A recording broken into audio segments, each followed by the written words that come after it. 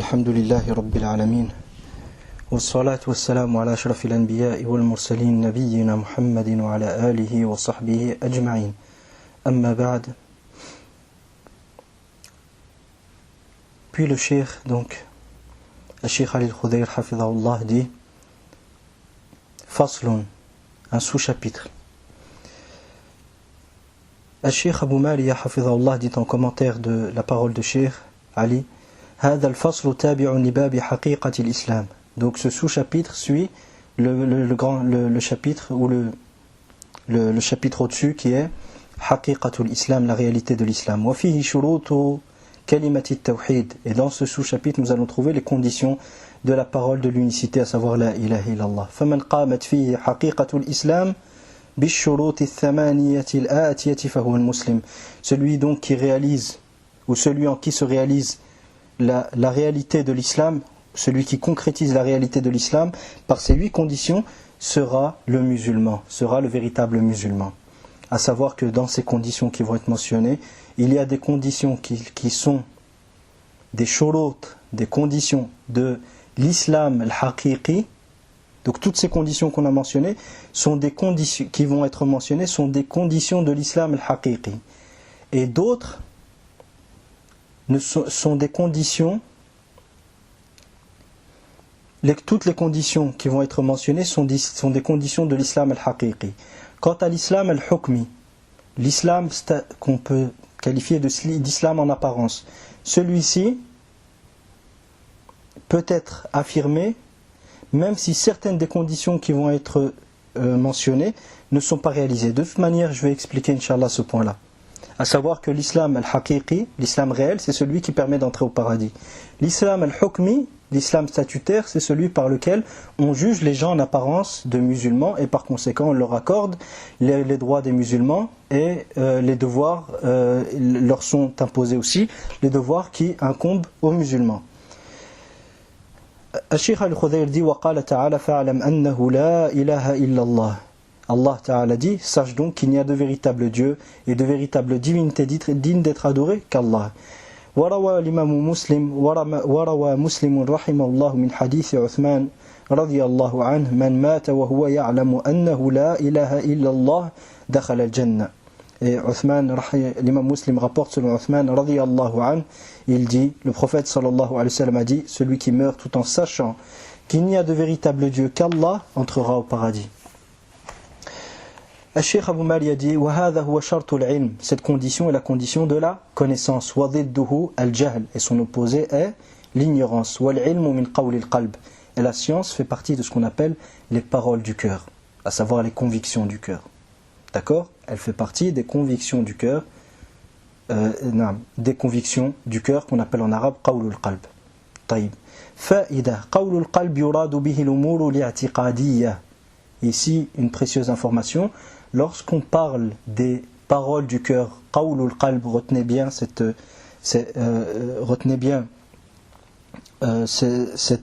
terminologie qui est qawlul qalb. Lorsqu'on parle des paroles du cœur, ce qui est visé, ce sont tout ce qui entre dans le domaine des convictions, dans le domaine des conceptions. At-tasawwurat, al-i'tiqadat. D'accord ? Donc, qawlul qalb, les paroles du cœur égale les convictions, les conceptions du cœur égale la connaissance du cœur. Retenez ça. Les paroles du cœur égale les connaissances du cœur. Les paroles du cœur égale les connaissances du cœur. D'accord ? Taïb. À savoir que la connaissance, al-ilm, est une condition de la validité de l'islam al-haqiqi, de l'islam réel. L'islam qui permet d'entrer au paradis. Pourquoi je dis ça ? Imaginez qu'une personne dit la ilaha illallah en apparence, alors qu'il ne sait pas le sens de la ilaha illallah, mais il le dit tout de même. Et que durant toute sa vie, il ne montre pas qu'il ne sait pas le sens de la ilaha illallah. Mais en apparence, il n'adore qu'Allah, il ne lui donne aucun associé. Alors qu'en réalité, il ne sait pas, et il a un doute sur le fait que seul Allah mérite d'être adoré. Donc cette personne, durant toute sa vie, nous allons nous comporter avec lui comme un musulman. Donc nous lui affirmerons l'islam al-hukmi, statutaire. Mais quant à l'islam al-haqiqi, l'islam réel, cette personne ne l'a pas réalisé, car il n'a pas réalisé la première condition des conditions de la ilaha illallah, à savoir al-ilm. Mais si un jour il prononce une parole ou fait un acte, et que cette parole ou cet acte sont explicites dans l'indication de son ignorance du sens de la ilaha illallah, à ce moment-là, nous dirons que cette personne n'est plus musulman. D'accord ? Même en apparence. Pourquoi ? Car il a prononcé une parole et fait un acte qui en soi sont annulatifs de l'islam. D'accord ? Car il a prononcé une parole et un acte qui en soi sont annulatifs de l'islam. Donc cette parole ou cet acte-là seront la cause de sa mécréance et la cause de sa sortie de l'islam. D'accord ? Et cette parole et cet acte-là auront pour origine l'ignorance du sens de la ilaha illallah. D'accord.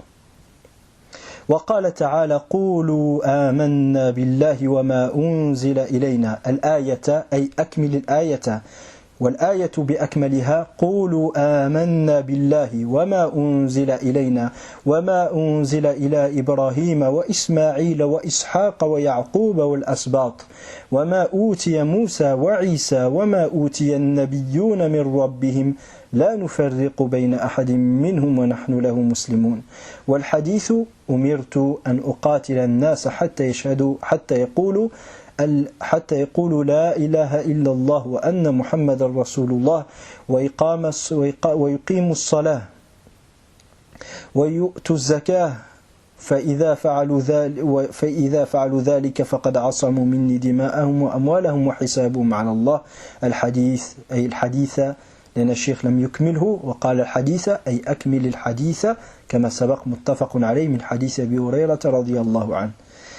La deuxième condition, le cheikh dit donc, Allah Ta'ala dit, dites, nous avons cru en Allah et en ce qu'il a, وَمَا أُنزِلَ إِلَيْنَا, et ce qui nous a été révélé, et ce qui a été révélé, وَمَا أُنزِلَ إِلَى إِبْرَاهِيم, et ce qui a été révélé à Ibrahim, وَإِسْمَاعِيلَ وَإِسْحَاقَ وَيَعْقُوبَ وَالْأَسْبَاطِ وَمَا أُوتِيَ مُوسَى, et ce qui a été accordé à Moussa, وَعِيسَى, et Isa, وَالنَّبِيُّونَ مِنْ رَبِّهِمْ, et les prophètes de la part de leur Seigneur, لَا نُفَرِّقُ بَيْنَ أَحَدٍ مِّنْهُمْ, nous ne faisons aucune distinction entre eux, c'est-à-dire dans l'acceptation de leur message, وَنَحْنُ لَهُ مُسْلِمُونَ, et nous lui sommes soumis, c'est-à-dire nous sommes soumis à Allah. Et dans le hadith rapporté par l'imam al-Bukhari Muslim selon Abu Huraira radiyallahu anhu, le prophète sallallahu alayhi wa sallam a dit, il me fut ordonné de combattre les gens jusqu'à ce qu'ils disent La ilaha illallah, qu'il n'y a de véritable Dieu qu'Allah et que Muhammad est son messager sallallahu alayhi wa sallam. Wa salatu ala nabi huna min babi al-hikaya, min babi al-du'a, afwan, min babi al-du'a. وإن لم تذكر في الحديث, lorsqu'on fait as-salat ala nabi sallallahu alayhi wa sallam en rapportant un hadith, bien que dans le hadith la prière sur le prophète sallallahu alayhi wa sallam n'a pas été mentionnée, ça entre dans le domaine de la dua, et il n'y a pas de mal à ça, car nous ne falsifions pas le texte qui a été rapporté, simplement nous faisons une dua là où Allah subhanahu wa ta'ala nous a demandé de faire ad-du'a, comme l'ont cité Ahlul Ilm. Wa yuqimu as-salah, donc il me fut ordonné de combattre les gens jusqu'à ce qu'ils disent La ilaha illallah, que Muhammad est le message d'Allah sallallahu alayhi wa sallam, et qu'ils accomplissent la prière et donnent la zakat. S'ils agissent de la sorte, ils auront alors préservé de moi leur sang et leurs biens, et leur jugement revient à Allah. Ils auront préservé de moi leur sang et leurs biens. Si on dit que ce qui est visé par les gens ici, ce sont les mouchriquines parmi les Arabes, comme l'a mentionné le Khattabi rahimahullah ta'ala, c'est le seul moyen par lequel leur sang et leurs biens sont préservés. C'est le seul moyen par lequel leur sang et leurs biens sont préservés, car il n'était accepté des mouchriquines parmi les Arabes à l'époque du prophète sallallahu alayhi wa sallam que l'islam. La seule chose par laquelle leur sang et leurs biens pouvaient être préservés, c'était l'islam. Et en aucun cas ils ne pouvaient payer la jizya et donc rester sous la tutelle de l'État islamique et du chef des croyants. Et s'ils agissent de la sorte, leur sang et leurs biens me seront alors sacrés, et leur jugement revient à Allah, c'est-à-dire, après, est-ce qu'ils sont sincères ou pas, ceci revient à Allah subhanahu wa ta'ala, et c'est Allah qui les rétribuera de leur sincérité ou leur absence de sincérité. طيب. Cheikh Abou Mali a dit الشرط الثاني قول اللسان. La deuxième condition des conditions de la ilaha illallah, c'est la parole de la langue. La parole par la langue. وضده السكوت. وضده السكوت. تأمل الحديث والآية. Donc la deuxième condition des conditions de la ilaha illallah, c'est la parole par la langue, de prononcer le témoignage de foi. Donc celui qui ne prononce pas le témoignage de foi, alors qu'il en a la capacité, ni son islam en apparence, ni son islam réel ne seront acceptés. Ni son islam en apparence, ni son islam réel ne seront acceptés. Je répète, ni son islam en apparence, donc nous ne statuerons pas de son islam et il n'aura pas les droits des musulmans en apparence, ni lui incomberont les devoirs qui incombent aux musulmans.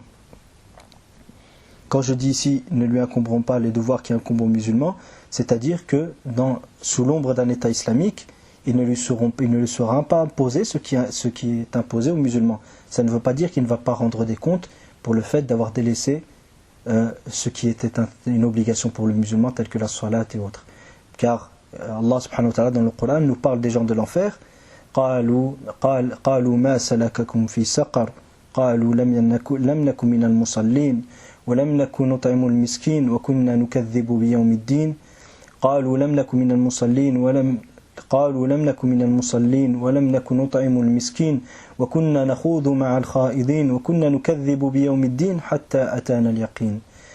Donc les gens du paradis vont dire aux gens il va être dit aux gens de l'enfer, qu'est-ce qui vous a emmené As-Sa'ir en enfer, dans une partie en enfer qui s'appelle As-Sa'ir. Ils diront que lam lakum minal musallin, nous ne faisions pas partie du nombre de ceux qui accomplissaient la prière.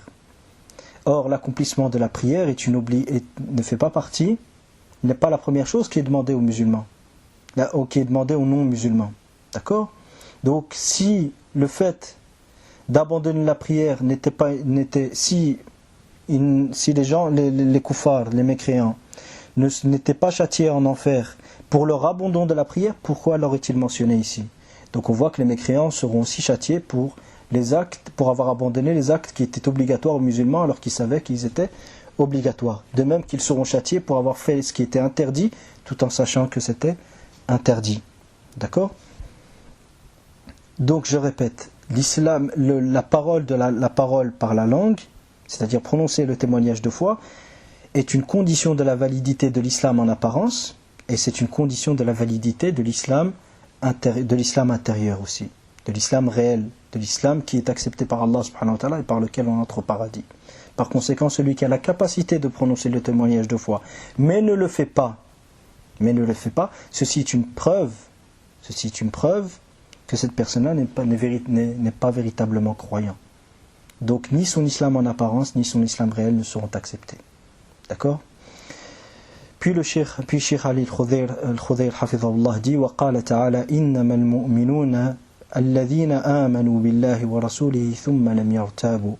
Certes, Allah Ta'ala dit, certes les croyants ce sont ceux qui ont cru en Allah et en son messager, puis qui n'ont eu aucun doute. وفي الحديث, et dans le hadith rapporté par l'imam Muslim selon Abu Huraira radiyallahu anhu, لا يلقى الله بهما شاك لا يلقى الله بهما عبد غير شاك فيهما إلا دخل الجنة. Nul, il n'y a pas un serviteur qui rencontre Allah avec ces deux témoignages de foi, à savoir La ilaha illallah et que Muhammad sallallahu alayhi wa sallam est son messager, sans avoir aucun doute, sans avoir de doute sur ces deux témoignages de foi, si ce n'est qu'il entrera au paradis. Donc s'il y a un serviteur qui rencontre Allah subhanahu wa ta'ala avec ces deux témoignages de foi, sans qu'il n'ait de doute sur ces deux témoignages de foi, il entrera au paradis. Cheikh Abou Mali a dit la troisième condition contenue dans ce verset et dans ce hadith, c'est la certitude, et son opposé est le doute. Et la certitude est une parole du cœur. La certitude est une parole du cœur car elle rentre dans le cadre des connaissances. Je répète, qawlul qalb égale ma'rifatul qalb. La parole du cœur égale la connaissance du cœur. Qawlul qalb yu'adilu qawlul qalb yusawi aw yu'adilu qawla ma'rifat al-qalb. Donc la parole du cœur égale la connaissance du cœur. Donc la certitude est une condition de la validité de l'islam réel. La certitude est une condition de la validité de l'islam réel. Maintenant, si quelqu'un nous ment et dit la ilaha illallah, et dans sa vie il ne commet aucun acte annulatif de l'islam en apparence, cette personne durant toute sa vie, nous statuerons qu'il est musulman. Donc nous lui affirmerons l'islam al-hukmi, statutaire, c'est-à-dire l'islam en apparence. Quant à l'islam réel, cette personne-là, que lorsqu'il mourra, il rencontrera Allah en étant kafir, en étant mécréant. Car réellement cette personne il est kafir, il est mécréant, et il n'est pas musulman. Réellement, cette personne n'est pas musulmane. Pourquoi ? Car il n'a pas réalisé cette condition de la ilaha illallah, à savoir al-yaqin. Au contraire, il avait un doute dessus. Mais vu qu'il ne nous l'a pas montré, ce doute, on agit en conséquence. C'est-à-dire, on lui affirme les statuts du musulman en apparence et on remet son statut réel à Allah subhanahu wa ta'ala. D'accord. Mais si il apparaît que cette personne dit une parole ou fait un acte qui sont explicites dans l'indication de son doute quant au réel sens de la ilaha illallah ou sur l'un des principes fondamentaux de l'islam, cette personne-là, nous statuerons alors de sa mécréance sur base de cette parole et de cet acte-là, qui seront alors la cause, le manat de son takfir, qui seront la cause de son takfir. Et cette parole et cet acte-là auront pour origine ce doute qui est présent dans son cœur. Cette parole et cet acte-là auront pour origine ce doute qui est présent dans son cœur. D'accord ? وقال الشيخ حفظ فك الله أسره وقال تعالى والله يشهد إن المنافقين لكاذبون وفي الحديث من مات وهو يعلم وهو يشهد أن لا إله إلا الله صادقا من قلبه دخل الجنة رواه أحمد من حديث معاذ رضي الله عنه. Et Allah Ta'ala dit, et Allah témoigne que les hypocrites sont menteurs. Et dans le hadith rapporté par l'imam Ahmed, selon Mu'adh, radiyallahu anhu, le prophète sallallahu alayhi wa sallam a dit, celui qui meurt tout en témoignant qu'il n'y a de véritable divinité qu'Allah, avec véracité, c'est-à-dire que ce qu'il dit est véridique, il ne ment pas. Il le dit tout en y croyant réellement intérieurement, tout en sachant, en approuvant ça, en approuvant la ilaha illallah intérieurement, celui-ci entrera au paradis. Puis Cheikh Abou Mali a dit Ash-shartu rabi', la quatrième condition, as-sidqu wa dhidduhu al-kadhib, la véracité, c'est-à-dire être véridique et exprimer réellement ce qu'on pense intérieurement, et son opposé le mensonge, was-sidqu min qawli al-qalb, et cette véracité, as-sidq, cette loyauté, fait partie des paroles du cœur. Je répète, paroles du cœur égale ma'rifatul qalb. Les paroles du cœur, c'est égal la connaissance du cœur. Donc celui qui n'est pas véridique et qui montre l'islam tout en cachant le kufr intérieurement, cette personne-là, nous statuerons, tant qu'il ne commet pas d'acte, cette personne-là n'a pas réalisé l'islam réel qu'Allah subhanahu wa ta'ala accepte. Donc s'il meurt dans cet état, il éternisera en enfer. Quant à son islam en apparence, tant qu'il ne dit pas une parole ou ne commet pas un acte qui sont explicites dans leur indication de son démenti du message de l'islam et de son démenti de la ilaha illallah, tant qu'il ne commet pas cela, nous statuerons de son islam en apparence, et s'il meurt dans cet état-là, il ira en enfer éternellement, qu'Allah nous en préserve. Car le fait qu'il montre autre que ce qu'il pense, et qu'il montre l'islam alors qu'il garde le kufr intérieurement, ceci est de l'hypocrisie. C'était la situation des hypocrites, et c'est pour cela que le cheikh a pris comme témoin le verset, et Allah témoigne que les hypocrites sont menteurs, lorsqu'il venait dire au prophète sallallahu alayhi wa sallam qu'ils sont sûrs et certains qu'il est le message d'Allah sallallahu alayhi wa sallam. وقال تعالى ومن الناس من يتخذ من دون الله أندادا يحبونهم كحب الله والذين آمنوا أشد حبا لله. Et Allah Ta'ala dit, et parmi les gens il y en a qui prennent en dehors d'Allah des égaux, ils les aiment comme on aime Allah, et quant à ceux qui ont cru, leur amour est beaucoup plus grand, leur amour envers Allah est beaucoup plus grand que l'amour des associateurs envers leur divinité. وفي الحديث, et dans le hadith rapporté par l'imam al-Bukhari et Muslim selon Anas ibn Malik radiyallahu anhu, ثلاث من كن فيه وجد بهن حلاوة الإيمان أن يكون الله ورسوله أحب إليه مما سواهما وإلى آخر الحديث. الحديث متفق عليه من حديث أنس بن مالك من حديث أنس رضي الله عنه. Donc dans ce hadith, le prophète sallallahu alayhi wa sallam dit il y a trois choses. Celui en qui ces trois choses se trouvent, il trouvera alors et il goûtera alors aux véritables délices de la foi. La première de ces choses est qu'Allah et son messager lui soient plus chers que tout autre. Qu'Allah et son messager lui soient plus chers que tout autre. La deuxième, la deuxième, qu'il aime, que lorsqu'il aime une personne, il ne l'aime que pour Allah. Et la troisième, et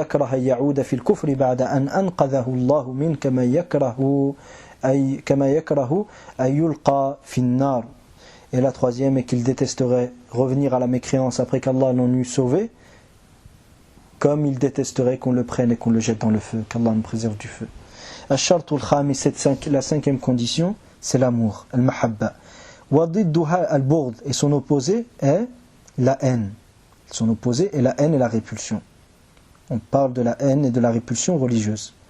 Wal-mahabbatu awwalu maratibi a'mal al-qulub ala wajhi al-ijmal. D'une manière générale, d'une manière détaillée, la volonté est la première des actions, parmi les actions du cœur. Puis après la volonté naît l'amour. Après la volonté naît l'amour. D'accord ? Mais d'une manière générale, la mahabba, l'amour, est la première des étapes, ou le premier degré parmi les degrés des actes du cœur. D'accord ? Donc, celui qui nous montre, celui qui n'aime pas la ilaha illallah, et n'aime pas le sens de la ilaha illallah, et n'aime pas le fait que seul Allah mérite d'être adoré, celui-ci n'a pas réalisé l'islam. Et par conséquent, il ne sera pas musulman en réalité. Celui, par exemple, qui n'aime pas le fait que seul Allah mérite d'être invoqué, celui-ci n'est pas musulman. Et par conséquent, il n'entrera pas au paradis, il ne fait pas partie de la Ummah de Muhammad sallallahu alayhi wa sallam. Il ne fait pas réellement partie de la Ummah de Muhammad sallallahu alayhi wa sallam. Et de même, celui qui n'aime pas que le fait, qui n'aime pas que le seul qui mérite qu'on sacrifie pour lui est Allah subhanahu wa ta'ala.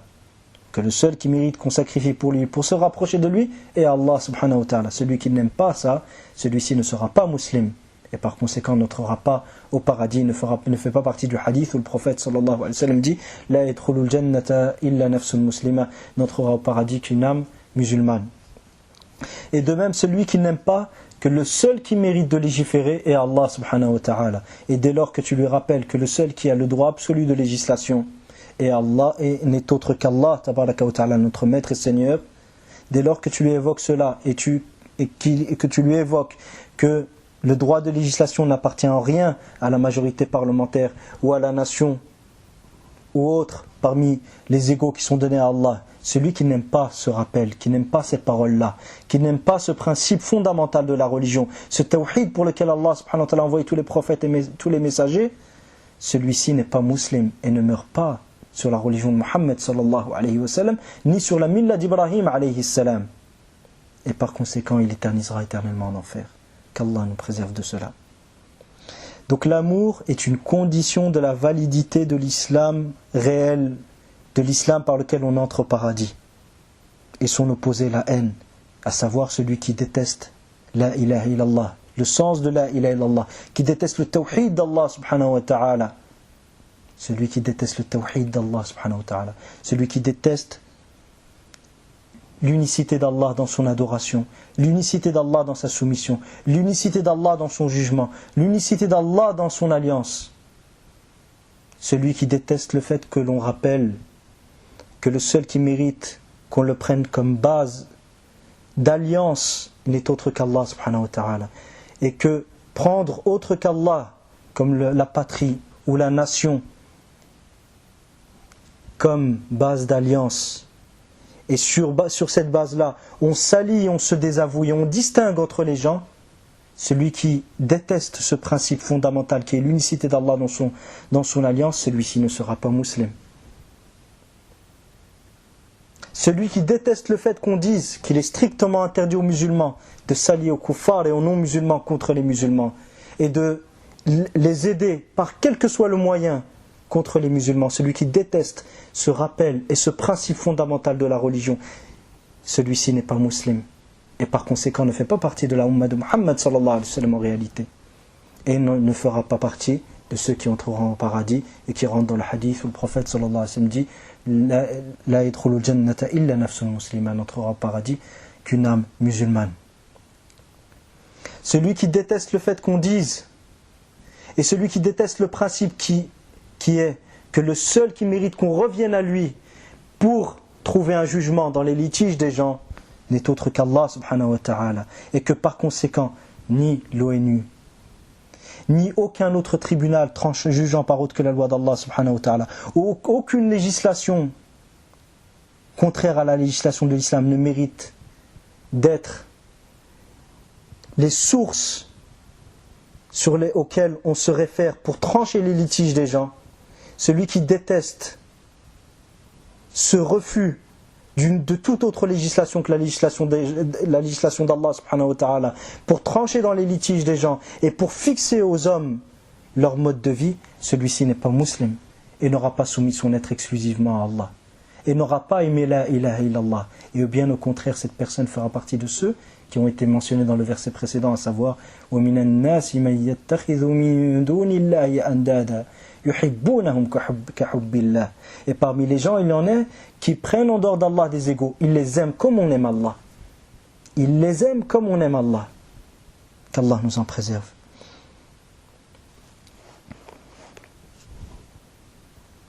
وقال تعالى إنهم كانوا إذا قيل لهم لا إله إلا الله يستكبرون. وفي الحديث الذي رواه مسلم من حديث ابن مسعود رضي الله عنه لا يدخل الجنة من كان في قلبه مثقال ذرة من كبر. Et Allah Ta'ala dit, donc Cheikh Ali Khudayr dit, et Allah Ta'ala dit, et certes ces gens-là, c'est-à-dire les mushrikoun, lorsqu'il leur était dit La ilaha illallah, il n'y a de véritable Dieu qu'Allah, il n'y a de véritable divinité méritant d'être adorée, qu'on se soumette à elle d'une manière totale et absolue, qu'on se soumette à elle et qu'on lui voue un respect total et absolu qu'Allah subhanahu wa ta'ala. Et lorsqu'il leur était dit La ilaha illallah, il s'emplissait d'orgueil, il s'enflait d'orgueil. Et dans le hadith rapporté par l'imam Muslim selon Ibn Mas'ud radiyallahu anhu, le prophète sallallahu alayhi wa sallam dit n'entrera pas au paradis celui dans le cœur duquel se trouvait le poids d'une fourmi de kibr, le poids d'une fourmi noire de kibr. Et ici je traduis ad-dharra par la fourmi noire, car à l'époque du prophète sallallahu alayhi wa sallam on ne connaissait pas encore le terme atome, et ad-dharra c'est la fourmi noire. Ad-dharra c'est la fourmi noire. Cette sixième condition, ash-shartu sadis, al-qaboul wal-inqiyadu wa didduhu al-kibr. C'est la sixième condition, donc l'acceptation et la subordination dont l'opposé est l'orgueil. Dont l'opposé est l'orgueil. Wal-qaboul wal-inqiyadu min a'mal al-qulub. Et l'acceptation et la soumission font partie des paroles du cœur. Font partie, des actes du cœur, non pas des paroles du cœur. Al-mustalzimatu li'a'mal al-jawarih, qui implique forcément la présence d'actes des membres du corps, qui implique forcément la présence d'actes des membres du corps. Et la différence entre le qaboul et entre l'inqiyad, c'est que le qaboul huwa lil aqwal wa l'inqiyadu lil af'al. Le qaboul, c'est par la parole, d'accepter par la parole le contenu de la ilaha illallah, et l'inqiyad, la subordination, c'est d'accepter par les actes le contenu de la ilaha illallah. Par conséquent, celui qui par ses actes impose ou établit des mausolées dans lesquels on va adorer autre qu'Allah, cette personne ne s'est pas soumise au sens de la ilaha illallah. Même s'il nous dit, je sais que l'invocation des morts est interdite. Même s'il nous dit que l'invocation des morts est interdite, que le sacrifice pour les morts est interdit. Si jamais il établit lui-même, ou il participe à la construction de mausolées, où on invoque autre qu'Allah subhanahu wa ta'ala, en connaissance de cause qu'autre qu'Allah va être invoqué, et il établit cela, il établit des mausolées dans lesquels autre qu'Allah va être invoqué, autre qu'Allah va être adoré, celui-ci n'aura pas réalisé une des conditions de la ilaha illallah qui est l'ilqiyad. De même qu'il a la subordination. De même celui qui construit des tribunaux dans lesquels autre qu'Allah subhanahu wa ta'ala sera pris comme référence et comme juge suprême pour trancher dans les litiges. Comme les tribunaux contemporains aujourd'hui, les tribunaux constitutionnels dans lesquels les juges tranchent par des législations, sur base de constitutions contraires aux constitutions de l'islam et sur base de lois contraires aux lois de l'islam et aux lois d'Allah subhanahu wa ta'ala. Celui qui donne la permission d'ouvrir ces tribunaux, celui-ci n'aura pas réalisé la ilaha illallah, car par son acte, il ne se sera pas subordonné au sens de la ilaha illallah. Même s'il nous dit, je sais que le seul qui mérite de légiférer c'est Allah, je sais que la loi d'Allah est meilleure que toute autre loi, tant que par ses actes il ne s'est pas subordonné, soumis à la ilaha illallah et au contenu de la ilaha illallah, son témoignage de foi ne sera pas accepté. Et le qaboul, l'acceptation et la soumission, la subordination sont des conditions de l'islam réel et de l'islam même statutaire, même l'islam al-hukmi en apparence. Par conséquent, celui qui ne se subordonne pas au sens et qui ne se soumet pas au sens de la ilaha illallah par ses actes, celui-ci, même en apparence, il ne sera pas musulman. Et de ce fait, les gouverneurs des pays arabes aujourd'hui qui imposent à leur peuple d'être gérés et gouvernés par des législations contraires aux législations d'Allah subhanahu wa ta'ala et à des lois contraires aux lois d'Allah subhanahu wa ta'ala et qui ont établi des polices pour préserver ces lois contraires aux lois d'Allah, ceux-là ne se sont pas subordonnés au sens de la ilaha illallah et ne se sont pas soumis au sens de la ilaha illallah qui veut que le seul qui mérite de légiférer et de gérer la vie des hommes est Allah subhanahu wa ta'ala et non pas les hommes et leurs lois. Et le cheikh ici mentionne un point important qui dit que les actes du cœur impliquent les actes des membres du corps. Comment distinguer les paroles du cœur des actes du cœur ? Il faut savoir que les paroles du cœur peuvent être présentes sans que cela n'implique la présence de paroles de la langue. Mais les actes du cœur ne peuvent pas être présents en l'absence des actes des membres du corps qui sont leur implication. Je m'explique ici. Quelqu'un peut croire que le hijab est obligatoire et dire que le hijab n'est pas obligatoire. C'est-à-dire, celui qui dit que le hijab n'est pas obligatoire et qui sait que le hijab est obligatoire, il sort de l'islam. Pourquoi ? Car il a démenti par sa langue, il a démenti une chose connue dans la religion par nécessité, ou une chose que lui-même sait faire partie de la religion. Donc, il sortira de l'islam par cette parole. Mais est-ce que forcément, lorsqu'il a dit que le hijab n'est pas obligatoire, nous allons dire de lui qu'intérieurement, il ne sait pas que le hijab est obligatoire ? Non, pas forcément. C'est pour ça qu'Allah subhanahu wa ta'ala nous dit au sujet de Fir'aun, وَجَحَدُوا et Fir'aun et ceux qui étaient avec lui, وَجَحَدُوا بِهَا وَاسْتَيْقَنَتْهَا أَنفُسُهُمْ ظُلْمًا وَعُلُوًّا. Et ils l'ont démenti par la langue, c'est-à-dire ils ont démenti les signes d'Allah subhanahu wa ta'ala, alors qu'intérieurement ils avaient la certitude que ces signes venaient d'Allah subhanahu wa ta'ala.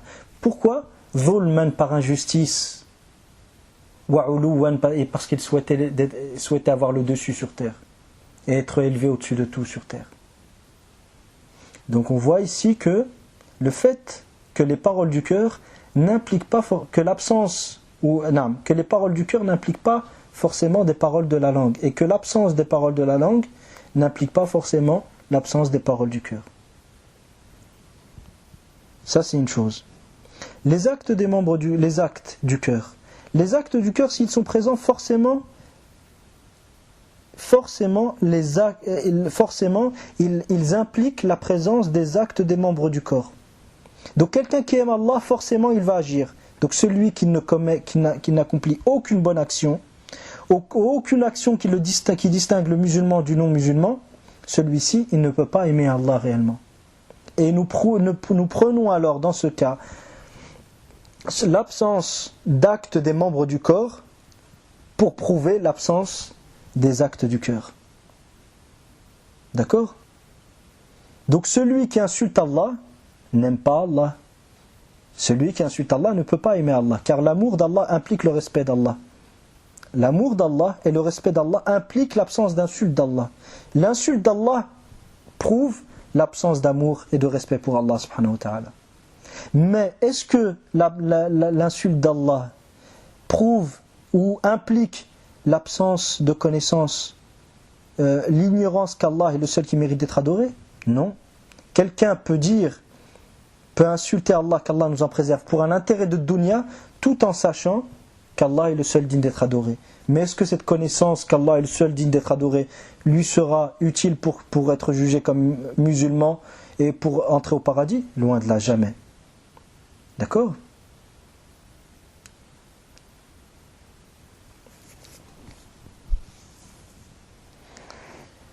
وقال تعالى فادعوا الله مخلصين له الدين. Invoquer Allah et adorer Allah en lui vouant un culte exclusif, une soumission exclusive. وفي الحديث المتفق عليه من حديث عتبان رضي الله عنه قال النبي صلى الله عليه وسلم فإن الله حرم على النار من قال لا إله إلا الله يبتغي بذلك وجه الله. Donc dans le hadith rapporté par l'imam al-Bukhari et Muslim selon Utban radiyallahu anhu, le prophète sallallahu alayhi wa sallam a dit Allah a interdit à l'enfer toute personne qui a dit la ilaha illallah, souhaitant par là le visage d'Allah.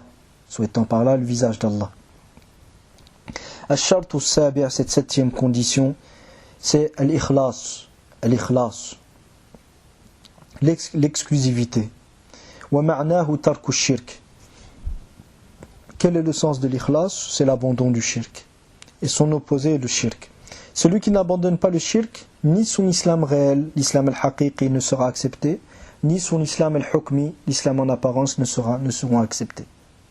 Je répète, celui qui n'abandonne pas le shirk, ni son islam réel ne sera accepté, ni son islam en apparence ne seront acceptés.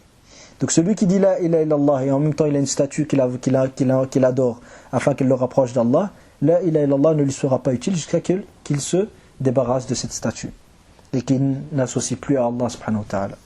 Et celui qui dit la ilaha illallah et dans le même moment il soutient les kuffars contre les musulmans et il rentre dans le camp des kuffars pour combattre les musulmans, son témoignage de la ilaha illallah ne sera pas accepté aussi longtemps qu'il ne délaissera pas ce shirk là qu'il est en train de commettre, à savoir prendre pour allié autre qu'Allah tabaraka wa ta'ala et soutenir les kuffars contre les musulmans, qui est une forme de shirk dans l'alliance. Et Allah ta'ala nous dit قل أفغير الله أتخذ وليا فاطر السماوات والأرض وهو يطعم ولا يطعم. Dis est-ce autre qu'Allah que je dis prendrai-je et chercherai-je autre qu'Allah comme allié, فاطر السماوات والأرض, alors qu'il est le créateur des cieux et de la terre, وهو يطعم ولا يطعم, alors que c'est lui qui nourrit et il n'est pas nourri. قل إني أمرت أن أكون أول من أسلم, dit certes il me fut ordonné d'être le premier de ceux qui se soumettent.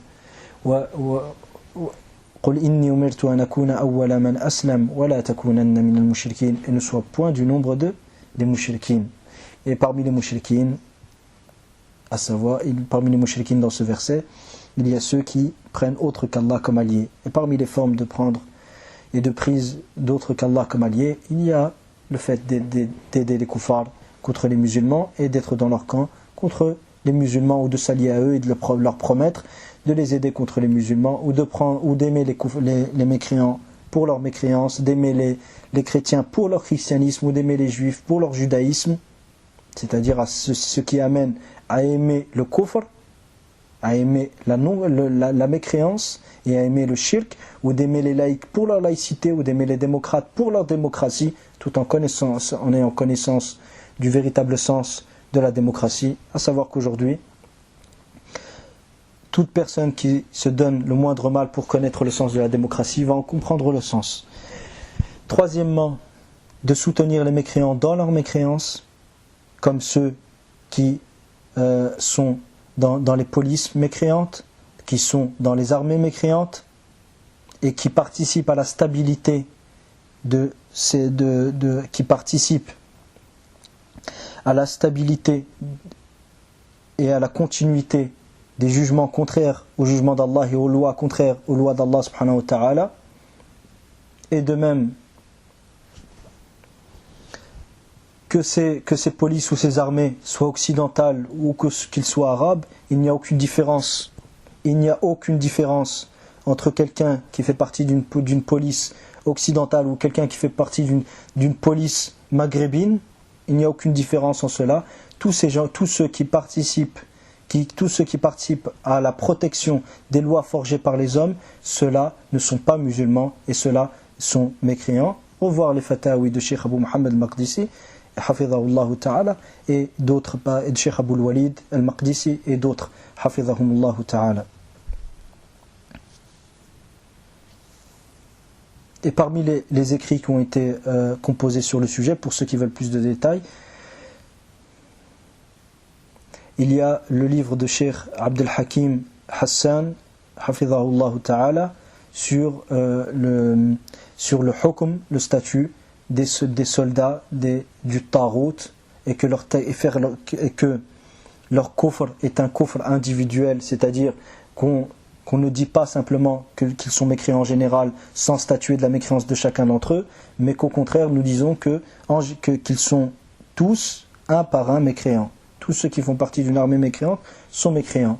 Maintenant, si ces gens-là se sont repentis et souhaitent œuvrer pour l'islam, ces gens-là, c'est entre eux et Allah subhanahu wa ta'ala. Et tant que nous ne connaissons pas leur repentir, nous ne pouvons pas statuer de leur islam.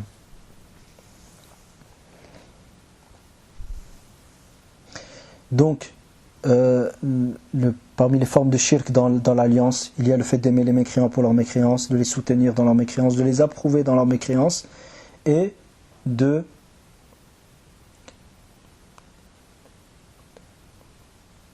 les suivre dans leur mécréance. De les suivre dans leur mécréance. Ces 4 points ont été évoqués par Cheikh Ali al-Khudayr dans son charh de Al-Usul al-Thalatha. Et pour plus de détails pour les différentes formes de shirk, revoir les écrits ou les paroles de Cheikh Abdul Majid al-Shadhuli qui ont été exposés dans la série Le chemin vers le paradis, au chapitre Shirk fil wala, ou Shirk fil hukm, ou Shirk fil nusuk. وقال تعالى فمن يكفر بالطاغوت ويؤمن بالله فقد استمسك بالعروة الوثقى لا انفصام له فقد استمسك بالعروة الوثقى. هنا أنهى الشيخ الآية. وفي الحديث من قال لا إله إلا الله وكفر بما يعبد من دون الله حرم ماله ودمه. رواه مسلم من حديث أبي مالك الأشجعي عن أبيه رضي الله عنهما. Allah Ta'ala dit: quiconque désavoue le Tarout tandis qu'il croit en Allah aura alors saisi l'anse la plus solide. Et dans le hadith rapporté par l'imam Muslim selon Abu Malik al-Ashja'i radiyallahu anhu, selon son père radiyallahu anhu, le prophète sallallahu alayhi wa sallam a dit: celui qui dit la ilaha illallah et désavoue tout ce qui est adoré en dehors d'Allah, son sang et ses biens seront alors sacrés, c'est-à-dire par la sacralité de l'islam. Nous laisserons Inch'Allah ensemble, nous laisserons le commentaire de cette 8e condition pour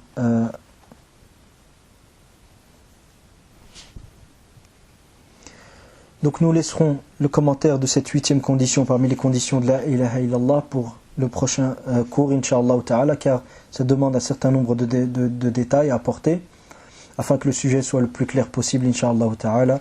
Et sur le cours d'aujourd'hui, ce cours-ci se termine en rappelant une chose, c'est que la traduction ou les commentaires apportés sont tous tirés des paroles des gens de science, malgré que certaines fois je n'évoque pas les références, mais ils sont tous en majorité tirés des paroles des gens de science à travers les différents écrits qu'ils ont composés. Et je n'oublie pas de rappeler que ce modeste travail et cette modeste traduction est un effort humain qui, sans aucun doute, ne manquerait pas d'être manquant et toute erreur, tout ce qu'il y a de juste ne vient que d'Allah seul, et tout oubli ou erreur ou omission ne vient que du shaitan et de votre frère. Et Allah et son messager en sont innocents. Wa astaghfirullah, j'en demande pardon si c'est le cas.